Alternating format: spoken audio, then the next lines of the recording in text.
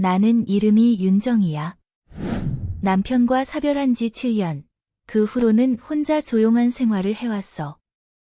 서울 근교의 전통 가옥 한 채에 살며 작은 꽃집을 운영하고 있었지.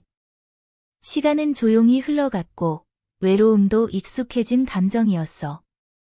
그러다 어느 날 딸 민서가 남편 재훈과 함께 몇 달간 우리 집에서 지내기로 했다는 소식을 전해왔어. 그들은 아파트 리모델링 때문에 잠시 짐을 옮겨야 했거든. 집안의 공기가 바뀌기 시작했어. 새벽이면 커피 향이 다시 살아났고 웃음소리도 부엌에서 흘러나왔지. 나는 미소 지었지만 마음 한편에서는 묘한 긴장감이 피어오르고 있었어. 재훈은 항상 공손하고 조용한 사람이었지. 과하게 다가오는 법도 없었고 불편한 기색도 보이지 않았어. 완벽한 사위였어. 그런 그가 어느 날부터 나에게 다르게 느껴지기 시작했지. 첫 번째 징후는 새벽 2시쯤이었어. 목이 말라 부엌으로 가려다 거실에 희미한 불빛을 봤어. 다가가 보니 소파에 앉아 무음으로 켜진 TV를 바라보는 재훈이 있었어. 손에는 반쯤 비워진 와인잔이 들려 있었지. 못 자? 하고 물었을 때 그가 고개를 돌렸는데 그 눈빛이 낯설었어. 슬픔도 아니고 피곤함도 아닌 무언가. 따뜻하고 동시에 위험한 눈빛. 그는 조용히 가끔 이렇게 집이 자고 있을 때 혼자 있는 게 마음이 편해요 라고 말했어. 나는 말없이 고개를 끄덕이고 물을 건넸어. 그 후에도 몇 번 더 그는 새벽마다 거실에 앉아 있었고 우리 둘은 몇 마디 대화를 나눴지. 별다를 것 없는 말들. 그러나 그 속에는 이상한 정적이 끼어 있었어. 며칠 뒤 그는 식사 후 설거지를 도와주기 시작했어. 내 손끝이 그의 손끝에 닿을 때마다 묘한 전류가 흘렀고 말보다 침묵이 더 많은 의미를 품게 되었지. 그가 사용하는 단어, 머뭇거리는 숨소리 하나에도 나는 민감해졌어. 그날은 금요일이었어. 민서는 친구들과 외식을 나가고 나는 옷방에서 헌옷을 정리하고 있었지. 누군가 계단을 내려오는 소리가 들렸고 곧 조용한 노크 소리가 울렸어. 어머님. 잠깐 들어가도 될까요? 들어와 무심하게 대답했지만 가슴은 뛰고 있었어. 그는 조용히 방 안으로 들어왔고 구석에 앉아 흐트러진 옷들을 바라보다가 말했지. 가끔. 지금 이 삶이 낯설게 느껴져요. 나는 멈칫했어. 그 말, 나도 몇 번이나 되뇌었던 문장이었거든. 그럼. 그 삶에서 나와 보고 싶단 생각은 해봤어? 조용히 물었지. 그는 내 쪽을 바라봤지만 아무 말 없이 고개를 떨궜어. 어머니, 오늘은 그냥 여기에 있고 싶었어요. 그게 당신이었을 뿐이에요. 나는 멍하니 그를 바라봤고 그는 조용히 다가와 내 어깨에 머리를 기대었어. 아무 말도 하지 않은 채 그렇게 몇 분을 앉아 있었지. 전혀 성적인 접촉은 없었지만 그보다 더 깊은 뭔가가 있었어. 정서적인 밀착감. 감히 넘지 못할 선에 가까워지면서도 완벽히 지켜낸 형태의 유혹이었어. 그가 자리에서 일어나며 말했지. 감사합니다. 아무 말도 안 해줘서, 그냥 있어줘서. 나는 아무 대답도 하지 않았지만 손끝에 그 따뜻함이 남아 있었어. 그날 밤 민서가 돌아와 나를 꼭 안으며 말했어. 엄마, 요즘 엄청 행복해 보여. 나는 웃으며 그래, 나쁘지 않네 라고 했지만 마음속은 복잡했지. 그날 이후 모든 건 겉으로는 평온했지만 나는 변해 있었어. 누군가가 나를 여자로 봐줬다는 그 감각. 오래된 기억이 아니라 지금 이 순간의 감정으로. 그날 이후로 우리 둘은 마치 서로의 그림자처럼 움직이기 시작했어. 아무 말도 하지 않지만 모든 게 말이 된 것처럼. 민서는 여전히 세상에서 가장 밝은 얼굴로 아침을 열고 재훈은 성실하고 다정한 사위의 모습 그대로였지. 하지만 우리 사이엔 전보다 더 묵직한 침묵이 떠 있었어. 설거지를 함께 할 때면 내 손등에 스치는 그의 손가락이 점점 더 천천히 움직였고 가끔 그가 내 발목에 시선을 멈추는 걸 느꼈어. 그날은 내가 파스텔 톤의 한복에서 영감을 받은 모던 원피스를 입고 있었지. 소매는 살짝 투명했고 허리 아래로 부드럽게 퍼지는 치맛단이 움직일 때마다 살결을 스치는 느낌이 있었어. 나는 처음으로 그 느낌을 신경 쓰기 시작했어. 신경 쓴다는 건 어쩌면 이미 받아들이고 있다는 뜻일지도 몰라. 그날 저녁, 민서는 학회 발표 준비로 늦는다고 했고 나와 재훈은 둘이 저녁을 먹었지. 밥상이 조용했고 우리는 서로 눈을 피했어.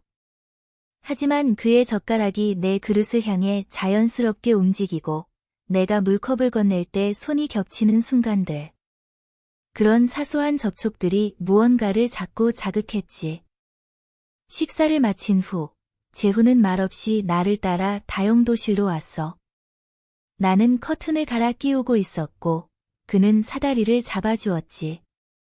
한 손은 사다리, 다른 한 손으로는 천을 넘기고 있는데 갑자기 발목에 시선이 느껴졌어. 그날 나는 전통 무늬가 들어간 누드톤의 슬리퍼를 신고 있었는데 그의 시선이 그 위에 멈춘 걸 나는 분명히 느꼈어. 이 슬리퍼 되게 예쁘네요. 부드러워 보여요. 그의 말은 평범했지만 그 목소리에는 이상한 온기가 있었지. 나는 천천히 내려왔고 눈을 마주치자마자 고개를 숙였어. 고마워 라는 말밖에 할 수 없었어. 그날 밤 나는 잠이 오지 않아 마당으로 나갔어. 서울 외곽의 이 마을은 밤이 되면 바람 소리 외엔 아무것도 들리지 않아. 담장 옆 벤치에 앉아 있을 때 재훈도 조용히 따라 나왔지. 그는 검정 반팔 티셔츠에 추리닝 바지, 머리는 살짝 젖어 있었어. 막 샤워를 마친 듯한 모습이었지. 옷이 몸에 살짝 달라붙어 있었고 나는 이상하게 숨이 가빠졌어. 춥지 않으세요? 그가 조용히 물었고 나는 고개를 저었어. 그는 옆에 앉아 조용히 하늘을 바라봤지. 나는 손을 무릎 위에 포개 놓고 있었는데 그가 갑자기 내 손등을 살짝 감쌌어. 이런 손, 자주 보고 싶었어요. 그의 말은 속삭임처럼 조용했지만 온몸이 반응했지. 나는 손을 빼지 않았고 그도 더 이상 움직이지 않았어. 우리 손은 그렇게 밤 공기 속에서 엮여 있었고 그저 숨소리만이 오갔지. 말보다 무서운 건 아무 말도 없을 때라는 걸 그날 깨달았어. 그 순간 나는 완전히 무너지지는 않았지만 틀림없이 한 발짝 더 그에게 다가가 있었어. 그리고 그걸 알고 있는 듯 그는 부드럽게 손을 놓고 말했어. 들어가요. 감기 걸려요.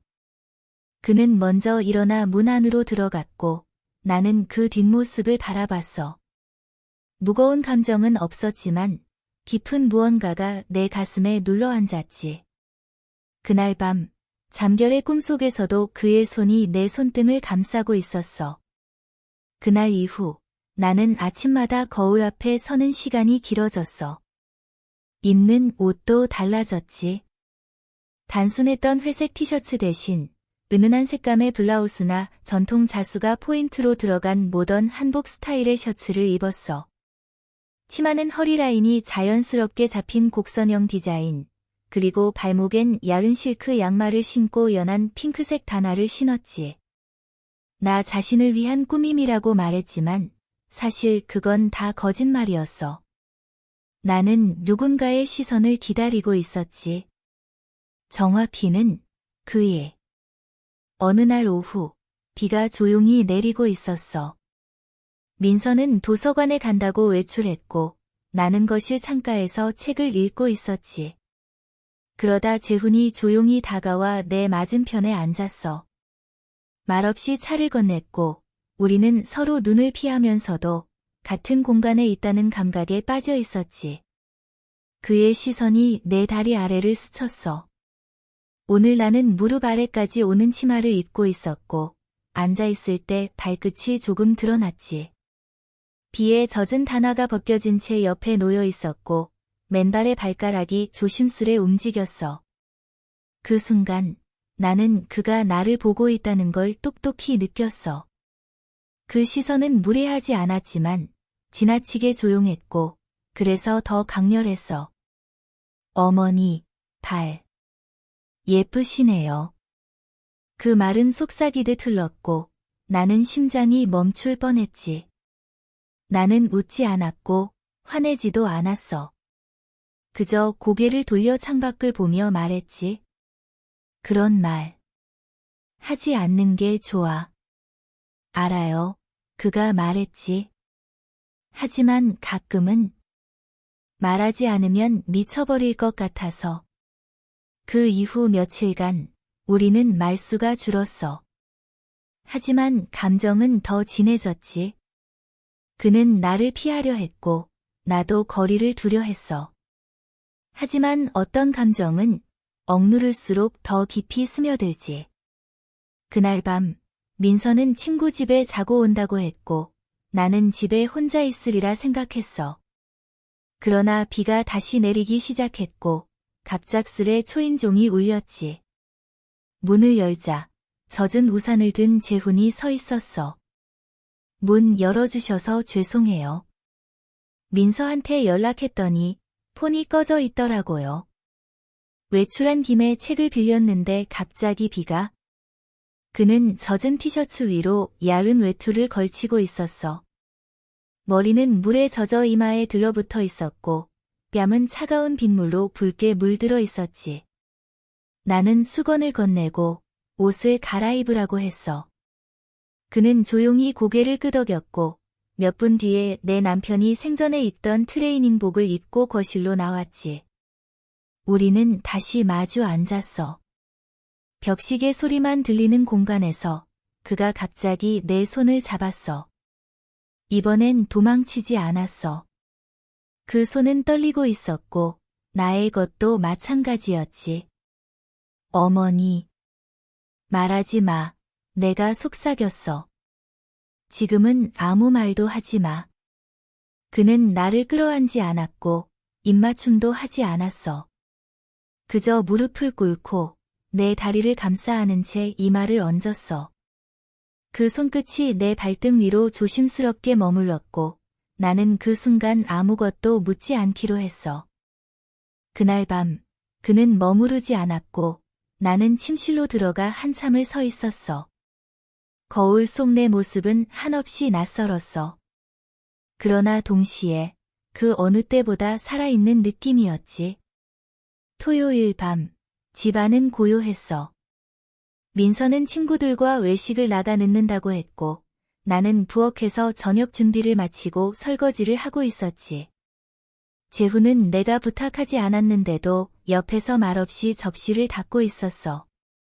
물은 따뜻했고 창밖에선 봄비가 부드럽게 내리고 있었어.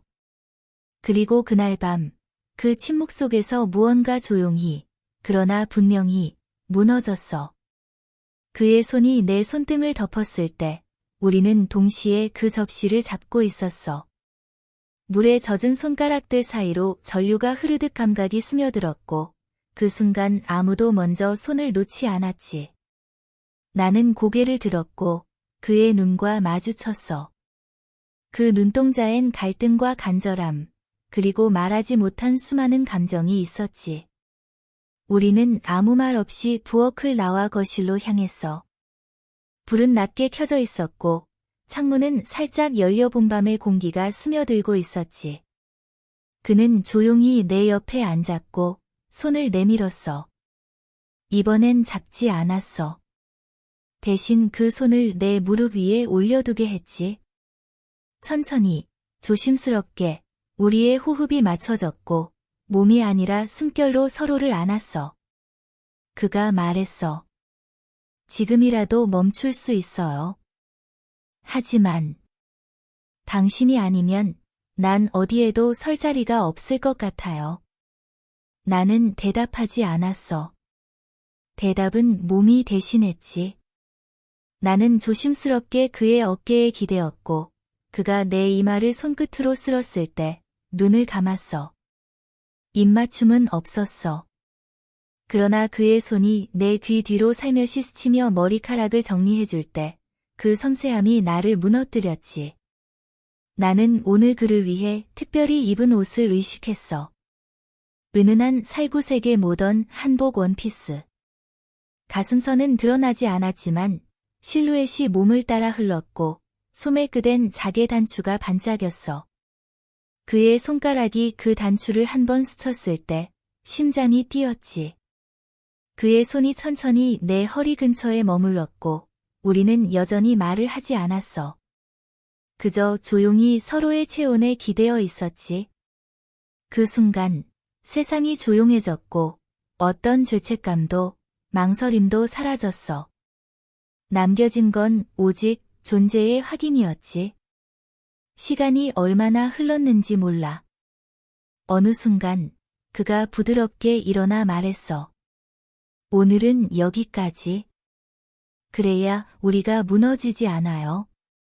나는 고개를 끄덕였고 손끝이 아쉬움을 따라 떨렸지. 그는 돌아서면서 마지막으로 내 발끝을 한번 바라보았어. 그리고 문을 닫고 사라졌지. 나는 그대로 소파에 남아 두 손으로 얼굴을 감싸며 조용히 숨을 들이마셨고 그렇게 오래 숨을 내쉬지 못했어. 봄은 지나고 여름의 공기가 느껴지기 시작했어. 민서는 점점 바빠졌고 나는 이전보다 더 자주 혼자 있는 시간이 생겼지. 하지만 그 고요 속에 나는 더는 예전의 내가 아니라는 걸 느꼈어. 거울 속에 나는 여전히 조용하고 단정했지만 눈빛엔 무언가가 깨어 있었지. 무언가를 알아버린 사람의 시선. 재훈은 변함없이 예의 바르고 조용했지만 어느 날부터 나를 피하기 시작했어. 아침이면 나보다 먼저 식탁을 떠났고 설거지도 혼자 하겠다고 했지. 그는 무너질 듯한 선에서 물러섰고 나도 따라가진 않았어. 그러나 우리는 이미 알고 있었지. 단 한 번의 순간이 모든 걸 바꿨다는 걸. 그날은 일요일이었어. 민서는 친구들과 1박 2일로 여행을 떠났고 재훈은 원래 따라가기로 했지만 갑자기 몸이 안 좋다며 집에 남았어. 나는 그가 남은 걸 알고 있었고 그 역시 내가 그걸 알고 있다는 걸 알았어. 피할 수 없는 밤이 다가오고 있었지. 나는 특별한 준비는 하지 않았지만 그날은 검은색 슬립 드레스 위에 연회색의 긴 가디건을 걸쳤어. 발에는 얇은 비단더신, 머리는 낮게 묶어 귀가 드러났지. 거울 속에서 나는 조용하고 단정했지만 옷자락 아래의 떨림은 숨길 수 없었어. 저녁을 마친 뒤 우리는 설거지를 함께 했어. 말은 없었지만 손끝이 자꾸 겹쳤고 나는 그걸 피하지 않았어. 그도 마찬가지였지. 접시 하나를 동시에 잡은 순간 우리는 동시에 멈췄고 그가 낮은 목소리로 말했어. 다시는 이런 감정 느끼지 않겠다고 생각했는데. 나는 묻지 않았어. 대신 조용히 내 손등을 그의 손등 위에 얹었지. 그 순간 우리는 동시에 방향을 틀었어. 말없이 거실로 향했고 창문은 반쯤 열려 있었어. 바람이 커튼을 흔들고 있었고 방 안은 낮은 노을빛에 물들어 있었지. 그는 내 앞에 서서 마치 마지막으로 무언가를 고백하듯 바라봤어. 당신을 원해요. 하지만 그게 욕망 때문이 아니라 살아있다는 감각 때문이에요. 나는 다가가 그의 셔츠 단추를 하나만 부르고 손을 그의 가슴 위에 올렸어. 심장이 뛰고 있었지. 내 것과 같은 박자였어. 우리는 입을 맞추지 않았어. 그저 이마를 맞댄 채 서로의 숨을 들이마셨고 손끝은 조심스럽게 허리와 손목, 팔꿈치를 더듬었지. 그 순간의 감각은 나중에 아무리 설명해도 닿을 수 없을 만큼 섬세했어. 입맞춤보다도 깊은 인정과 바람이 섞인 순간이었지. 그러다 갑자기 재훈이 몸을 멈추었어. 이렇게는 안 돼요. 그가 속삭였고 나는 눈을 감고 고개를 끄덕였어. 이건 우릴 더 망가뜨릴 수 있어요. 그는 손을 놓았고 나도 뒤돌아서 창밖을 바라봤지. 한참의 정적 후 그는 문을 향해 걸어갔어. 손잡이를 잡은 채 마지막으로 뒤돌아봤고 낮게 말했지. 언젠가 내가 조금 더 용기 있는 사람이었다면 당신을 선택했을지도 몰라요. 문이 닫히고 나서도 나는 움직이지 않았어. 그저 서서 내 안에 무너진 세계를 가만히 느꼈지. 울지는 않았지만 마음은 조용히 꺼지고 있었어. 며칠 후 민서가 웃으며 내게 안겼어. 엄마, 우리 다음 달에 새 집으로 들어가. 그동안 너무 감사했어. 나는 고개를 끄덕였고 그녀의 뺨에 입맞춤을 했지. 그리고 그날 밤 침실에서 혼자 거울 앞에 앉아 발등 위에 바람처럼 스치는 손길을 떠올렸어. 그건 더는 오지 않을 감각이었지만 나는 알고 있었지. 나는 그 순간 다시 여자가 되었고 그 기억은 누구에게도 말할 수 없는 나만의 비밀로 남았어. 재훈은 떠났지만 내 안엔 그날의 내가 남아 있었어.